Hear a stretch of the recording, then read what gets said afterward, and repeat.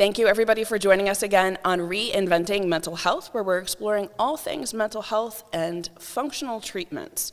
Today, we are talking with my friend, Suzy, who is owner of Soulshine Rhythm Experience. So, Suzy, thank you so much for joining us today. Tell us a little bit about you and how you came to do what you're doing. All right. Well, first of all, thank you for having me. I'm very excited to start my day off with you. And so Soulshine Rhythm Experience, we offer interactive drumming programs. And that's really the quickest way I can summarize it.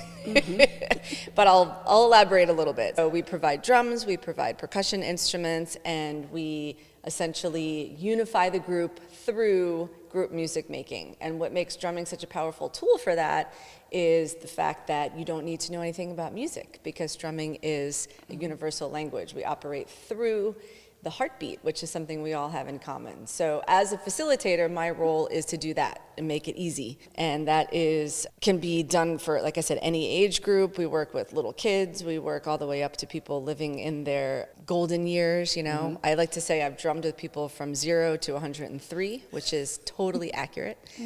And we also do corporate team building and therapeutic settings and any places where people gather. So what got you into this field? Like, what helped you go this direction? Because we all have a story behind why we're in the health space. The story, I know. Well, and you know, it's so interesting because the story is still at the forefront, but I am also really recently mindful of the healing that I've undergone as I've been doing this work. And certainly, as many people in healing arts or practitioners who work in therapeutic settings, is usually something of a personal connection to, you know, whatever they've endured in their life. So for me, I've always been into music. I grew up playing an instrument my whole childhood, all through college and all that good stuff. When you become a mom, a lot of times your interests kind of get put on the back burner, at least for a little bit, right? And it was in my early time here in Austin where I discovered that I was really missing making music with other people. I had moved here when my son was an infant, and here I am in the city of music and not making music. So I had an opportunity to take a drum class, and the drum was not my first instrument that I learned how to play, but this class really spoke to me because it was traditional West African drumming, and I had always been interested in, you know, culturally specific music. I've always liked beats, as it were. And so I took this class, and along that same time, I was living in a not so great marriage. You know, at the end of the day, it turned out to be an abusive relationship, and not really having the eyes for it at the time. I didn't really understand what I was living in. I was just kind of getting by, like so many people who live in that dynamic are. So I take this class, I begin this journey of drumming with this group, and it's not until about almost a decade later where I reflect on it and go, wow, that was a really interesting time in my life, because here it was, I ultimately left the marriage, my life was kind of falling apart around me, but I continued to drum. And I thought, what was it about drumming that had me coming back for more? In that place of survival, of getting food on the table and caring for my young son, but still, I was making time for drumming. So that intrigued me from a priority perspective. Right. So I started to kind of dig into some of the research behind it, drumming, why we drum, why it's powerful, and started to learn that there's a lot behind it, actually. And it has to do with the brain, it has to do with the body, it has to do with the brain-body connection. But more importantly, and how it really impacted me, was creating the human connection through drumming as a tool. It's easy to see why we have a drum in every culture, every continent. Absolutely. And also how it was the first form of communication. So that was fascinating from an anthropological perspective for me. And then the science part surprisingly grabbed me, because I liked the proof, you know. It was kind of like, so tell us a little bit more about that, because we do know music is therapeutic. You do music therapies through the drumming, and then we can do music therapy with all kinds of different instruments. So what is the science behind the drumming? So one of the ways that we started to see it specifically over the last 25 years was with a cellular study that was done using blood samples. Interesting. And this study was done by a music therapist, Christine Stevens, and a neuroscientist, Dr. Barry Bitman. And what they did was they took 100 participants and tested them at took blood samples from all of them. And I will add that none of these participants ever drummed before. They were non-musicians, so they really didn't know what they were doing initially, so it was that was the control group. I'm not a scientist. I don't want to screw up the terminology, but this is a study that they were able to track different markers like blood pressure. They were able to see a spike in the killer cancer cells. Oh, wow. So they saw measurable results for boosting the immune system with that. Of course, easing anxiety, endorphins, serotonin, dopamine, all of these things were increased and really creating a space for bonding, and that was what they were able to determine through multiple sessions with these participants. So that was the research that supported the therapeutic protocol that I currently use in therapeutic environments. It's called health rhythms.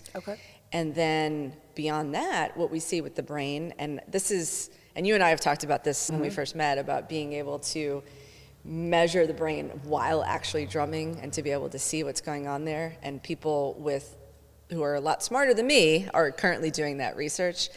But what we see specifically happen in drumming environments is the firing of the neurotransmitters. So you're creating new neural pathways, essentially. And this is why we find that it is beneficial for therapeutic environments, kind of getting out of those continuous ways of thinking, those ruts. And when we drum together, even though it is a therapeutic environment, I'm not a therapist. I'm not trained as a therapist. I am trained in trauma-informed techniques and things like that.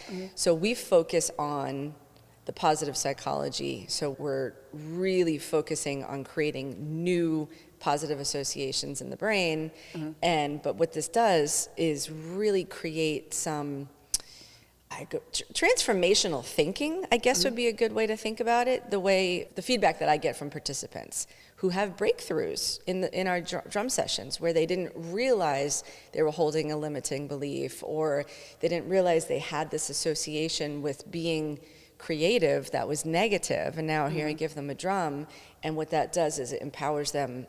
So those are the types of outcomes that we've been seeing. And when it comes to how the brain is physically supporting that, I mean, a lot of it is still kind of mystical to me, but a lot of it we do know it has to do with just creating those neural connections, and the genesis that happens to help people think about things in a different way. I can add a little bit, if you want a follow-up question, cool, but I have another thing I could add if you wanted to.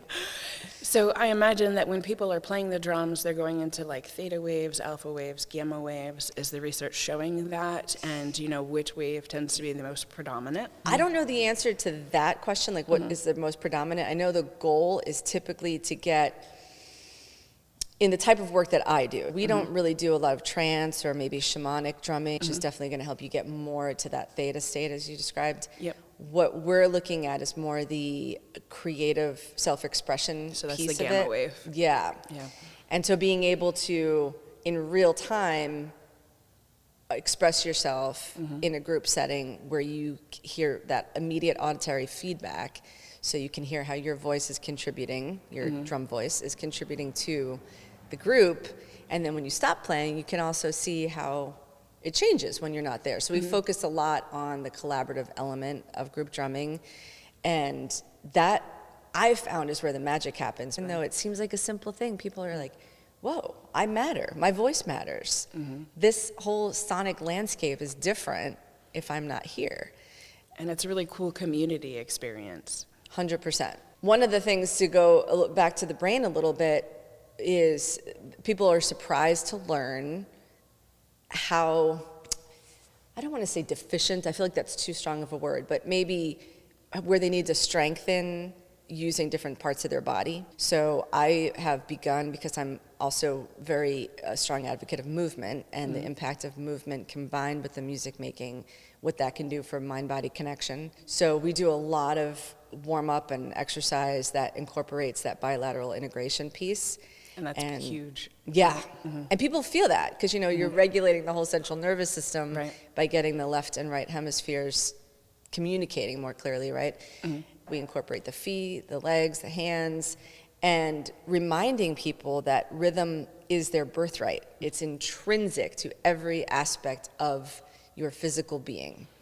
And the external world, certainly, your seasons, the rhythm of your relationships, the way we interact. So that is something that is kind of a huge awakening for people, because it's not, we're so focused on go, go, go, to be able to pause and feel in real time when you're out of sync, when you're out of rhythm, and to understand how to get back in rhythm. And that was a huge part of our, anthropologically, you were saying, our ancestors used to have drumming circles, and they used to dance around the fires while other people drummed and played music. There was a reason for that. It was about that calmness, the balance, the community, but it was also just about being in touch with themselves. Yes. And that's probably one of my favorite aspects of the work, is watching that aha moment with people where, and it continues to happen to me. It's not like I got it all figured out. I'm in rhythm all the time. Of course not. And when I say in rhythm all the time, throughout your day, you've got those stop-start moments where you feel out of sync, and we've been conditioned to say, just plow through it. And the reality is we have to pause and reset and recalibrate.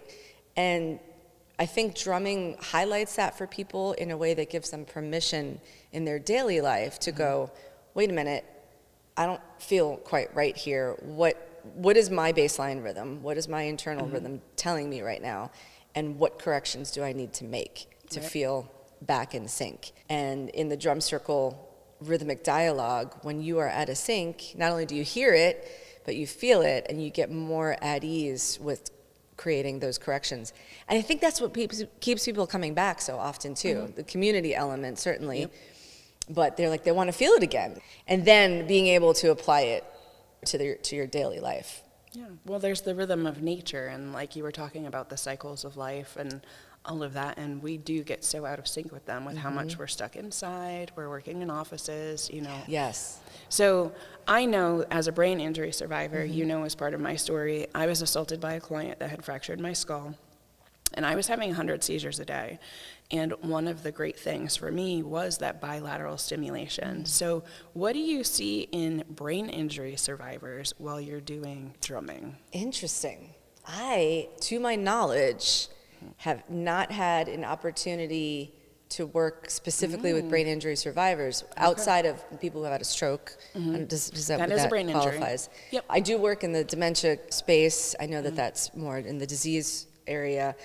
If I have worked with people with brain injury, they have not revealed that to me. Okay. But in the recovery space, I can speak to that. One of the common feedback I get from people who are in different phases of recovery is that they feel certainly more calmer, that's not correct English.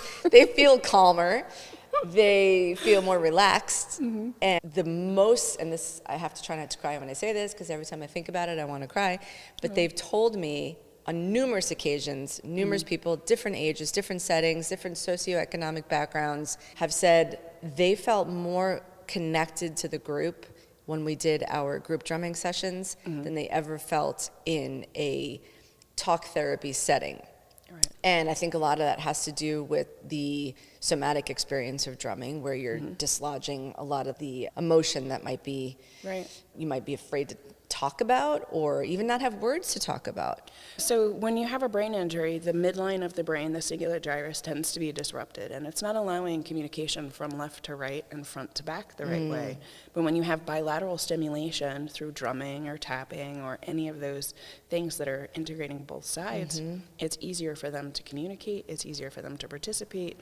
And if they did have a stroke and things like speaking were impacted, we start to see that's where they actually start coming out first, is they can sing even though they may not be able to talk yet. Oh.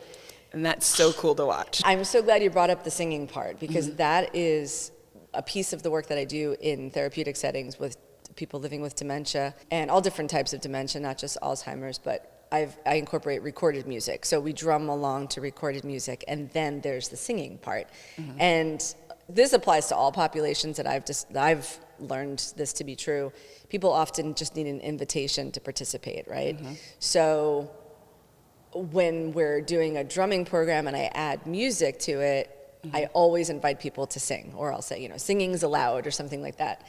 And I play, age-appropriate music that they associate from their youth or, time in their life where they were not living with dementia. And we see it all the time. We see all kinds of research on it. But to stand in front of it and watch somebody who a moment ago was kind of adrift, not sure if they were engaged whatsoever, and then suddenly, not only are they making eye contact with me, they're singing every word, we're dancing, we're drumming, they're, literally mimicking beats without even realizing they're doing it. And one of the things I love to do as a facilitator is to slowly, without words, I'll just increase the complexity of the rhythm I'm playing as we're singing, and they automatically mimic what I'm doing. And I find that to be, maybe I'm a simple person, but this just blows me away every time it happens because it's so human. It's so about that connection. But also it's about, like we were saying earlier, the foundation of our rhythm in our heartbeat, in our everyday life, and that bond that's created. And it just makes everything feel normal for a moment, And they tell me that the only activity that their family member leaves their room for is the drumming. Aww. And so I'm like, and they say, can you come every day? I wish I could come every day. But yeah, and this is why I love to learn from people like you who are so more educated in the science of the brain. And I get to do practical application and see the fun results. But every time I learn something new, I'm like, I put that in the toolkit so I love that, what you just shared about the bilateral integration. So we have some kiddos that are on the autism spectrum, and they can be completely nonverbal. But while we're doing neurofeedback, if we put music on instead of TV, because they will not engage with a TV show in many instances, but if we put music on, they will sit and watch music, and we see them start to sing through the course of neurofeedback training. Oh my goodness. It's just so amazing to watch, and I can watch the brain actually shifting and changing while they're singing. So it is just so cool. Can I sit in on one of those sessions? Because their kiddo came in completely nonverbal. Yeah. We've been doing neurofeedback. We integrated folinic acid. They did genetic testing with us, gluten-free diet. And we're doing LifeWave patches, and we're in full sentences right now. Wow. But it all started with music during neurofeedback. amazing. And just the very fact that, we understand now that the brain processes music differently than any other kind of information. And as much as the science is there to support it and that we're seeing it, there's this element of just the mystical to it where, even when we look at things like prayer and hymns and how getting into that state, that theta state through prayer and by singing our prayers, it's almost as if the universe was designed for music. It was like everything was for music. Right? And then so you see some of the Rosalind Temple. Have you ever looked at some of the music studies around that temple? No, I haven't. So inside of the temple, inside of the roses that are carved in, there are people that have been going in and they've been using some type of instrument. And there's actually music inside of each of the patterns that's inside of the roses. So they were just talking about how the temple was actually created as an acoustic instrument for healing, which is just mind-blowing to me because that was centuries ago. Yes. And we've lost that ability. But the study that I was watching, the documentary, was mind-blowing. And when you look at the natural world too, right? Of course, through the sounds of animals, particularly birds, right? And the songs there. But even in the frequencies of the wind and the ocean. And one of the things we've started incorporating now is what I call interactive sound baths. And I have found over the years when we do a drum circle, it's great and everybody's, into the groove. We get to the point of entrainment, which is basically just everybody in rhythm together because we do an on-ramp approach, right? It's not like I just hand everybody a drum and say, okay, Bon Jovi. But and then so we play rhythmic games. We kind of help each other get out of our heads and more embodied, and then from there we incorporate like African rhythms, Latin rhythms, different types of culturally specific rhythms. But we don't necessarily identify them as that. It's just and all music is basically rooted in that music anyway, right? Rock and roll, you can trace all the way back to Africa. But when we are in that heightened state and then it's over, it can feel very uncomfortable to just walk away.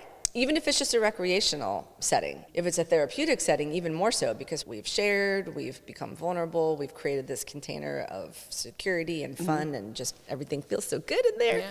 So I've started to do these interactive sound baths where I bring in different frequency instruments. So chimes, low frequency drums, rain sticks, nice soft shakers.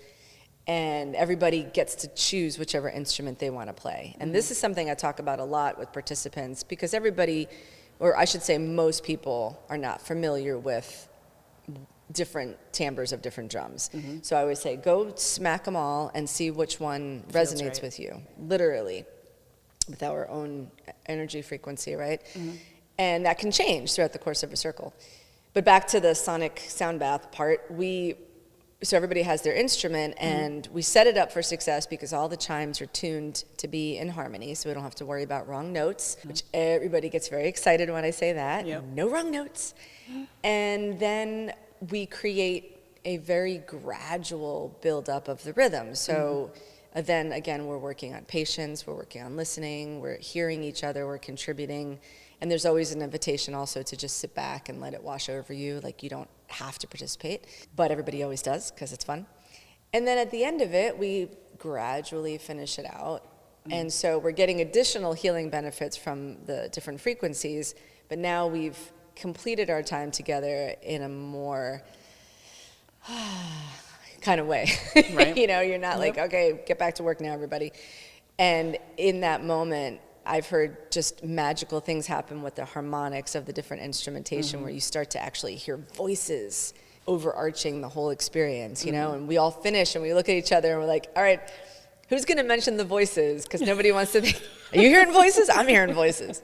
And then again, another opportunity for bonding and connection. And so I've been really enjoying that part of the work. And sometimes I don't even facilitate that part. I'll just jam along with everybody and just listen.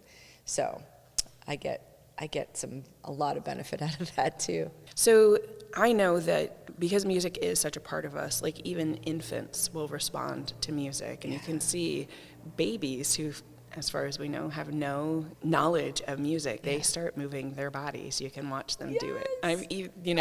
I see the little ones that are going like this, and they're still they don't even know how to walk or do any other type of movement, but they respond to music. Yeah, especially the beats, right? Yeah. And the ability to align with it. And this is an example I use with adults a lot who might feel a little bit self-conscious about trying something new like a drum. And I'll say, what do you think happens if I put this drum in front of a 6-year-old? And everybody knows the answer to that. They always say, they start drumming on it. Yeah, because they're not thinking about, am I doing it correctly? Am I going to sound good? Are people going to judge me? They're just in the moment, and they want to experiment and play. And so we talk a lot about how there's a reason we call it playing music. We don't call it working music. We don't call it, even like doing music. We play music. And being able to channel that child spirit in a constructive environment, because, and I'm sure you see this in your work as well, it's like you need some structure, because otherwise it's chaos and it can be very anxiety inducing. The tempo and the beat gives you that. And with facilitation, and this is the feedback I get from people too, people say, I've been to a drum circle in the park, right? Nothing against drum circles in the park. I think they're great. I host them. I'm a huge advocate. But if you are unfamiliar with drumming, or you don't have strong leadership and a lot of musicality happening in the circle, that can actually be an anxiety-inducing experience for some people. Right. So with facilitation, you just give enough structure so that there's some organization to it. And then from there, then you can play and let loose, because you don't have to worry about being the one that's holding it all together, right? But there's that respect piece too that happens in the circle, where I often talk about serving the circle, right? We're not there to be a solo artist. We're there as part. You can take solos, but remember, you're serving the benefit of the whole circle. Yeah. I was thinking about the music with babies thing. So my son is a musician, and he's not a drummer, though. That's okay. I love him anyway. No, he's actually turning into quite a multi-instrumentalist, but his main instrument is guitar. He sings, he writes music.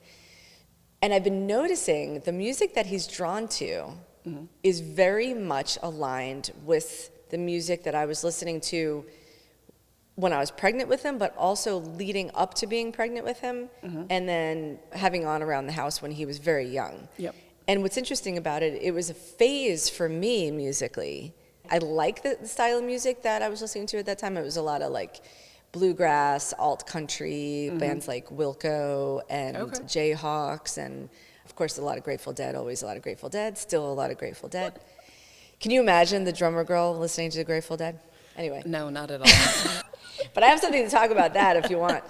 But what I noticed with him, he's really drawn to that music, the interesting song structures, the instrumentation, right?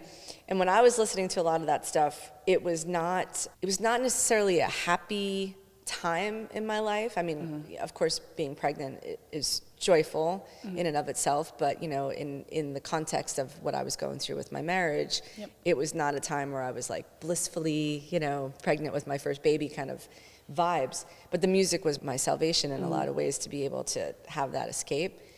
But that music in particular is what he creates. It's what he's drawn to. Isn't that so interesting? Isn't it? And I don't listen to much of that as much as he does now anymore, but he's kind of bringing me back to it. Yeah. And I think back, like when I was a teenager, I was listening to a lot of stuff from the 60s, because that was my parents' generation. And now he's listening to stuff from the 90s. It's like, whoa. It's like old music to him, So in Spotify, there's this feature where you can like have it analyze your music style.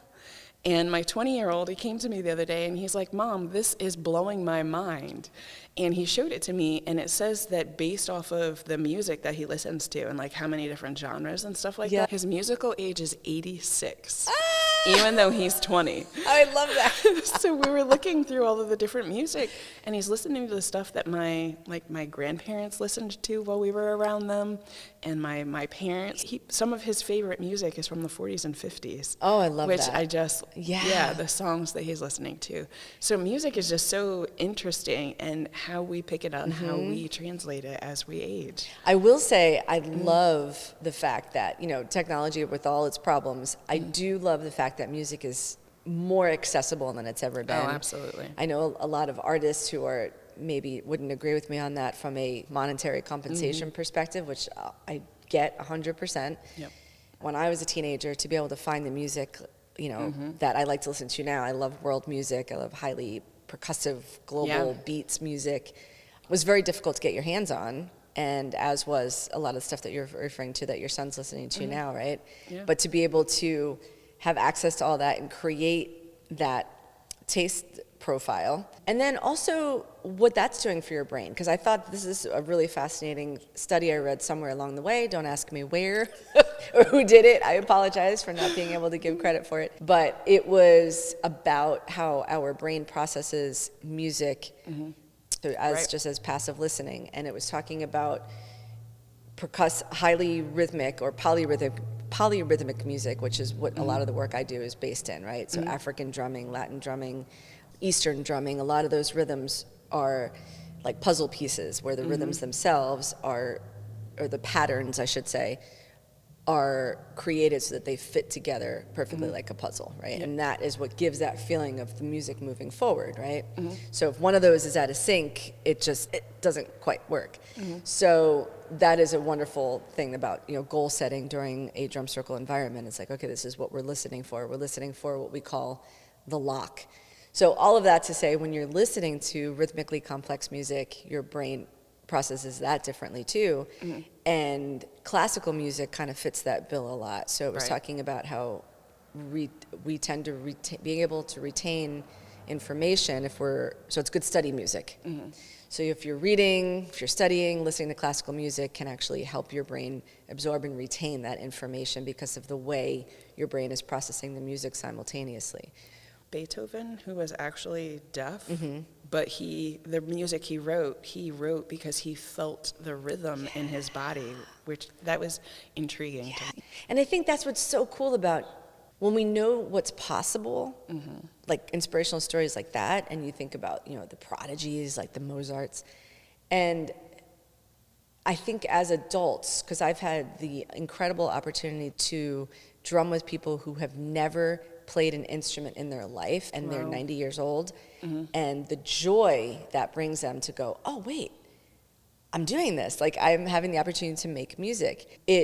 At the same time, even though it's exciting, it's like the most natural thing in the world. And so when they have that kind of realization that it's not rocket science. It's human. It's like one of the most human things we can imagine. Again, it's mind-blowing that I get to call it work. Can you give us a little demonstration? Sure. So but only if you play with me. You want to play with me? I'll do my best. I'm going to swap drums with you because this one, I have 2 different drums here. So when I do group music making, we typically use drums like this because they are very easy to physically play. So if we are working with people who might have different physical abilities, I like to make it as accessible as possible. And one of the things that we do with that is we provide mallets as well. So if there's a physical disability where you can't actually strike the drum with your hand, we provide ways for you to use the drum with a mallet. We use little soft ones like this, so you can give that a try if you want. Yay, look, you're a drummer. See, I told you, it's that easy. So usually what I have people do, I use language a lot as well, or creating patterns with words. So if we were to create a sentence using maybe even your name, we can create a rhythm using your name. You want to do that? Sometimes. It is Monday morning, so if you were to say your name in rhythm, how might you say it? So I encourage people to say it verbally first, and then we put it on the drum. Mary. And then can we use your last name too? Parker. Okay. So think about like a nursery rhyme, like how you might say it rhythmically. Okay. So if we do Mary Parker, so we would build the rhythm out. So if you keep doing that, Mary Parker, Mary Parker. Now I'm going to add another rhythm to go along with your rhythm. So tell me what's going on in your brain while you're trying to hold down your rhythm. I think because I'm a brain injury survivor and I still sometimes struggle with the bilateral stuff, I'm really having to focus on staying with my rhythm instead of taking yours up. Well, you might be interested to know that that happens to everybody. And I think that again is part of the benefit, right? So to stay in our lane, but also allow the other input to come in is powerful. Like you could feel your brain working, right? Yeah. And I love that because when it does get melded and then you're like, okay, I got this. Now, a lot of it is because we're embodying it, we're feeling it. We could talk about internalizing the pulse. So the pulse is just that thread, that beat that goes through all music, right? Sometimes it's audible. Sometimes we just feel it. And that pulse just being a straight 1, 2, 3, 4, right? So a lot of times we'll start there. With you, we went straight to the beat. We went straight to a pattern.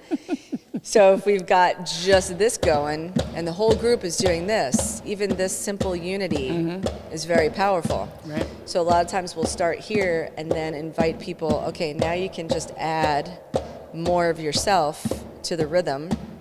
Then people start to, and then you slowly, right? And what can grow out of that is incredible. One of my favorite games that we do, particularly with large groups, actually, we do it with small groups too, come to think of it, but we like to make those connections for people about the focus inside the chaos, right?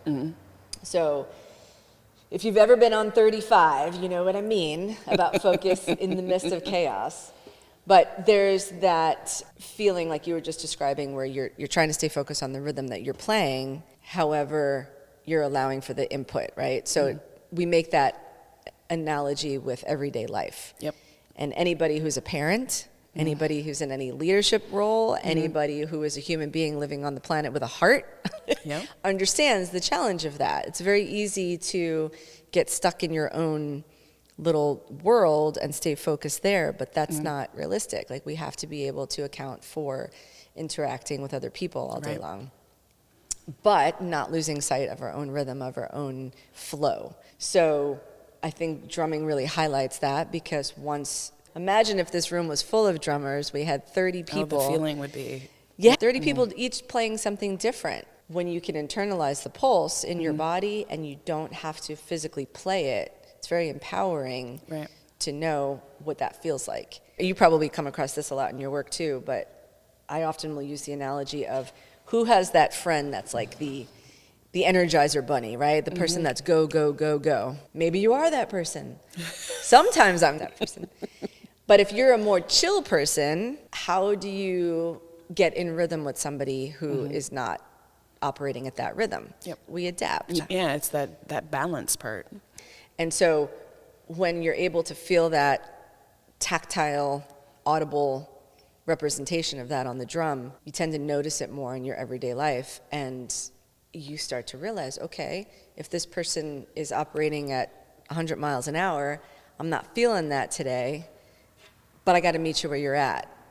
But then you also are aware of your own limitations inside of that. So it just creates a dance. And there we go. We're back to the rhythm again. Very cool. Yeah. All right. So if people want to get to know you more or come join one of your community drumming circles, where would they find you?